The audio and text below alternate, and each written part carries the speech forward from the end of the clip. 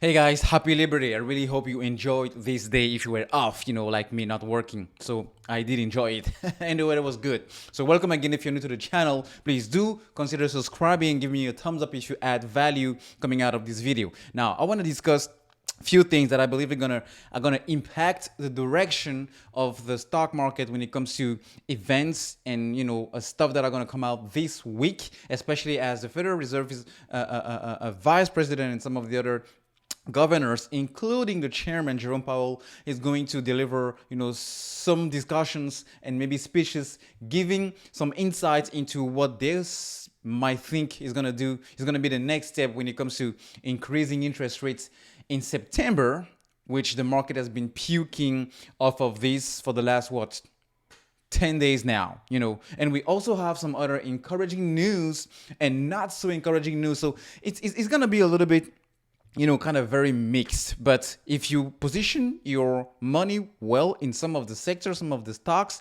especially on the short term, then you might end up on top once everything, goes on the other side. So what am I talking about? Well, first off, before I start diving into this thing, first thing is this week we don't have much indicators coming from the economy that are going to move the market one way or another. But we do have three events. We do have on Tuesday, that's going to be tomorrow, we have one of the governor of the Federal Reserve speaking. I guess he's going to be the vice president. So she's speaking. I think it's Bernard. She's speaking on Tuesday. All right. Now on Wednesday, we also have another governor who's also delivered a speech, and I'm pretty sure they're going to touch lightly or heavily into the Fed policy, especially when it comes to the next action item they are in the thinking when it comes to fighting inflation. All right, that's going to be for this month of September. But the most important thing is going to be a discussion that Jerome Powell is going to be part of on Wednesday, and that's going to take place 20 or 30 minutes prior to the market happening. It's going to be a 20-minute discussion, 30 minutes prior to the market opening. So the last time he spoke, the market tanked. The market tanked, and the market has been tanking since he spoke. So just to tell you how much of an impact a speech or even a discussion or just even words coming out of his mouth can push the market one way or another. All right. Now the thing is, a lot of investors are putting money out of the market just because of what it said 2 weeks ago, which is we're going to do everything in our power to bring inflation down. So it means that if you follow naturally, the sentiment of the market, which is very negative right now, it has to do with many people trying to discount the fact that the next interest rates increase is going to be around maybe 75 basis points, which is, 0.75%. It can go a lot more higher, maybe 1%, maybe more, depending on some of the data that will come. So what people tend to miss, and this is where I tend to, step back a little bit to have some height, is because they also mentioned that they are going to look at how the economy, different reports, different economic indicators in between then, that was 2 weeks ago, and the next time they meet in September in order to determine exactly what they're going to do. So nothing is set in stone, because they can also go wrong. And I mentioned this a couple of times in the previous video. So those encouraging signs, I believe they are also looking at, is what is telling me that we're going to have a mix, a mix of a situation, not really sure whether or not they will be as, resolute as they said 2 weeks ago. And we all know that it has to do with inflation. Now, here's another sign: high U.S. inflation, it's starting to wane. This was published on September 1st, so 4 days ago, all right? And it has to do with a survey around manufacturers, and the price that we call the ISM. So the ISM is the Institute of Supply Management, and it has to it measures, supply chain issues or supply chain fluidity. And this has been dropping significantly since the month of March. So it's another sign that inflation going down, because supply chain also plays a role into inflation. All right. How? Because if you can't get stuff fast enough, it costs more for people to pay, especially the producers. All right. So if this is going down, there's also a high chance that the inflation coming from the price that the producer pay in order to manufacture stuff can also decrease because they have to pay less into the cost of, delivery, the cost of supply, etc., etc. Now, another thing I'm also looking at is the CPI components. 42%, according to this, a research firm, 42% of the CPI components are declining from recent highs, which is what we call a deflation, meaning prices are not only coming back down, but they're coming down fast.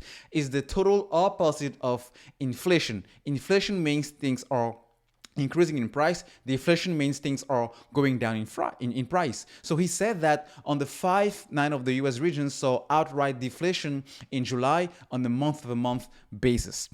These 5 regions represent almost 49% of the GDP, the gross domestic product.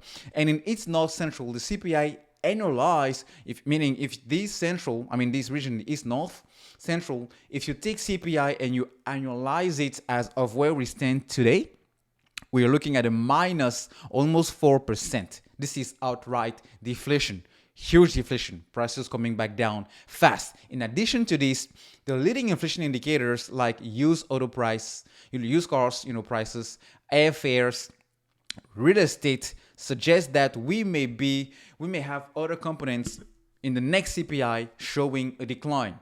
Now, the thing is, if we have the CPI data now declining 2 months in a row, remember, they are always having a log, so there's always a delay. 2 months in a row, and for these last 2 months, oil has barely touched $90 a barrel.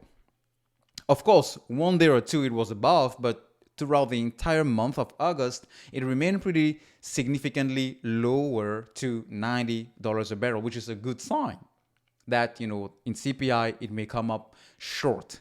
Now, I'm pretty sure the Federal Reserve is looking at these numbers as well. And that's why I think I'm more of the camp of people thinking they might see this and pump the brakes a little bit, because if they overdo in order to fight inflation, they will cause total chaos. They will cause something which is called, depression, which is even worse than recession. And they don't want that to happen because it might be a global crisis, maybe leading to what we had in 2008, and nobody wants that, Now, the other thing is, inflation was supposed to go down naturally. Why? Because when people will realize that they're paying too much for stuff, the same stuff they used to get just 1 or 2 years ago, they will stop buying those stuff, and we're seeing that. So I think this is also playing a huge role into inflation going back down. Now, there is a caveat to this, because just today, we had oil prices starting to climb again as OPEC Plus agrees to have 100,000 barrel cut per day. This means that this is the organization comprising the big producers of oil around the globe, and they want to bring some sort of balance in the market when it comes to oil prices. And them cutting back on the production naturally would increase the price of oil. It can go to maybe 100, maybe over 135. That's what some of the analysts are thinking. And if it does so, it's not a good thing for inflation to start going back down, even if other components of the CPI are declining. So based on this, I think it's not clear enough, and it's a total gamble to try to think what the Fed will do. But I'm pretty sure they're looking at all these things, and they will, do what is necessary. But they will also pay attention not to overdo things, because it might totally break the economy, putting the global world economy into depression, which is not what we want to have. Now, how can you benefit from this? As I mentioned, maybe a month or 2 months ago, I'm prepping in 2 sectors particularly. The first thing is energy, just based on, you have on one side this US administration trying to pump prices down by exporting, but you also have Russia, who now pretty much said we're not distributing gas to Europe anymore. So gas prices will go up, and usually in order to balance, people tend to consume a lot more oil, which ultimately means that the demand of oil will go up. But when you add to that the fact that the OPEC Plus is now cutting back on production, it's a pretty good recipe for oil going back down to 100 again. So I'm positioning myself to make money off of that. And I've already made some pretty decent returns on some of the stocks, I bought when everything went down back in June. Now, the other sector I'm also looking at is, maybe agricultural, with the fertilizer companies. But my most conviction are in energy and into crypto, just because in September we're going to have one major event named the fork that's going to make the network on around Ethereum, which is one of the second top two crypto that are out there in the business right now, to make it more efficient. And because it's more efficient, it was going to consume less energy, which has been a major concern for some of the people with the big pockets willing to put money into crypto, because its energy consumption was huge. But this fork is going to make things a lot more less on that front, which makes it very attractive for people to start investing. So I'm also putting my money into the miners and some of the Ethereum based crypto in order to benefit from this. So let me know, guys, if you think have something separate, something else in mind. Of course, we are here to all teach and carry everybody to the upside. But it's gonna be a little bit tough, especially as we have the Feds talking. But maybe these sectors will help you have a little bit of protection when it comes to the market maybe selling off. So we'll see.